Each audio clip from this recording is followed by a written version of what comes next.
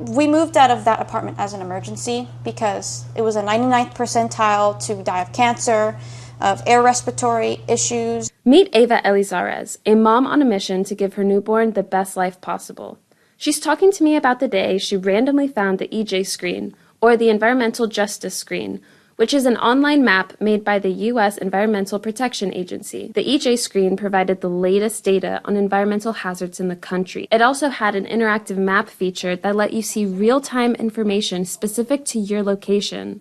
I feel like I would read the stories, but then it didn't really fully sink in until you see the map and like, oh my gosh, I'm in this big red dot. Knowing Houston's issues with air pollution, Ava relied on the EJScreen to find the cleanest neighborhoods to live in, with the best air quality and as far away from toxic dump sites as possible. With only a few months left on her lease, it was time to check the EPA website again, but she was met with a weird message. And opened it up and it doesn't exist anymore. At first it was like a 404 and now it's got a disclaimer on it. It's disappointing. Ava reached out to us through our KPRC2 help desk, asking if we knew what happened to the EJScreen. Like Ava asked, I began digging for answers. I typed up an email to the EPA's press office and the Office of Environmental Justice and External Civil Rights to ask why the EJScreen disappeared. The EPA's press office responded with a statement stating, "The EPA is working to diligently implement President Trump's executive order, including the Ending Radical and Wasteful Government DEI programs and preferencing."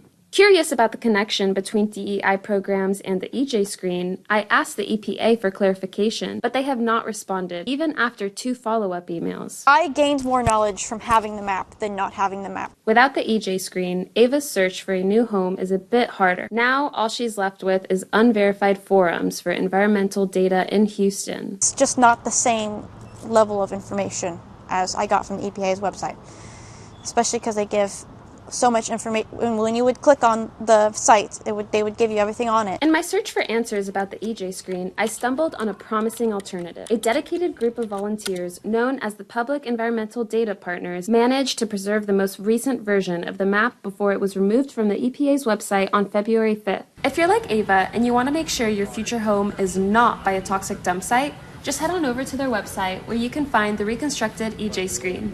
Isa Gonzalez Montilla, KPRC2 News.